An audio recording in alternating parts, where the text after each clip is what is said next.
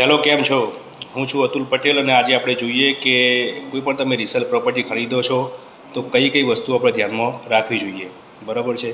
Resale property એટલે કે આપણે બિલ્ડર જોડે પ્રોપર્ટી ખરીદતા નથી. આપણે ઓલરેડી કોઈએ પ્રોપર્ટી લીધી છે અને આપણે એના જોડે પ્રોપર્ટી લઈએ છીએ. તો ફર્સ્ટ ઓફ ઓલ કે તમે ડીલ કરો છો તો સારા કોઈ લીગલ એડવાઇઝરને જોડી રાખો, કાં તો કોઈ સારા બ્રોકરને જોડી રાખો અને ડીલ કરો. એ થયા પછી તમે ટોકન આપો છો ત્યારે બને તો કોઈ કાચું લખાણ કે પછી બાનાખત કરાવી લો.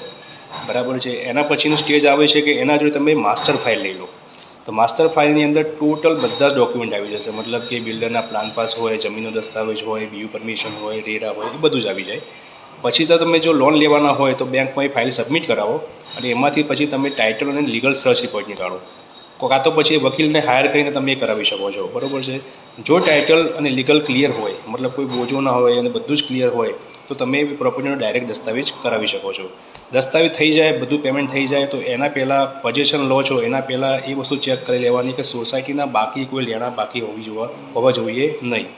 મતલબ કે જે પાર્ટીએ આપણને વેચ્યું છે, જે મિલકત વેચી છે, એના કોઈ ટેક્સ બિલ હોય, કોઈ ઇલેક્ટ્રિસિટી બિલ હોય, કોઈ ગેસ બિલ હોય કે મેન્ટેનન્સ હોય, એ બધું ક્લિયર કરી દેવાનું.